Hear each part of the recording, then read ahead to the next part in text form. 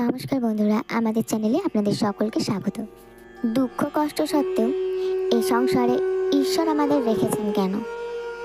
বিষয় বাসনা থেকে কামিনী কাঞ্চন, এই সংসারের জালে বাধা পড়ে কষ্টের আর শেষ নেই। মহাপুরুষ যারা, তারা তো প্রায়শই বলেন সংসারের নানা বন্ধন অতিক্রম করার কথা। কিন্তু কথাটা হলো, সংসারে যদি এতই কষ্ট, এতই বাধা, তবে ঈশ্বর রেখেছেন কেন? এই সংসার মায়াময়, এ কথা কে না জানে।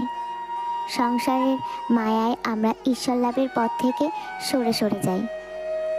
মহাপুরুষগণ এ ব্যাপারে আমাদের কত না সচেতন করেছেন। এখান থেকে ভক্ত মনে প্রশ্ন জাগে, এত যদি কষ্ট, এতই যদি বাঁধনের যন্ত্রণা, তাহলে ঈশ্বর তার সন্তানকে অর্থাৎ মানুষকে এই সংসারে রেখেছেন কেন?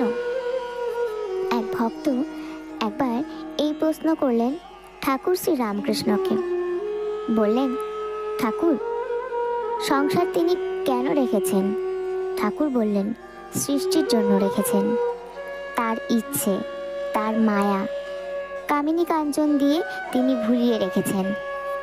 ভক্ত মনে আবার প্রশ্ন জাগে। ভক্ত বলেন, ঈশ্বর ভুলিয়ে রেখেছেন কেন?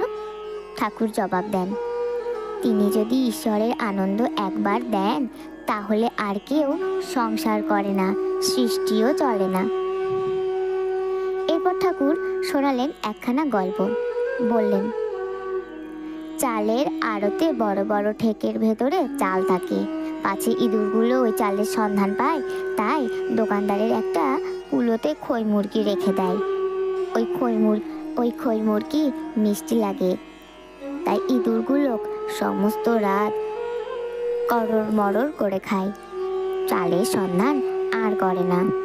কিন্তু দেখো, এক সের চালে 14 গুণ খই হয়।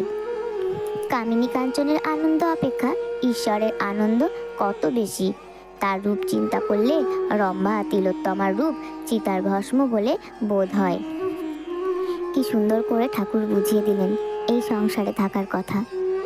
ঈশ্বরের ইচ্ছেতেই থাকতে হয় সংসারে, কিন্তু সেই সংসারে কেমন করে থাকতে হবে তাও শিখিয়ে দিলেন ঠাকুর। মুড়ি মুরগির খোঁজ নাকি চালের সন্ধান করতে হবে, সেইটাই আসল কথা। আসলে ঠাকুর বললেন ঈশ্বরের জন্য ব্যাকুল হতে হবে। ভক্ত তখন প্রশ্ন করেন, সংসারে থাকতে থাকতে ঈশ্বরের জন্য ব্যাকুলতা হয় না কেন? ঠাকুর তাকে বুঝিয়ে বললেন, ভোগান্ত না হলে ব্যাকুলতা হয় না। কামিনী কাঞ্চনের ভোগ যেটুকু আছে সেটুকু তৃপ্তি না হলে জগতের মাকে মনে পড়ে না।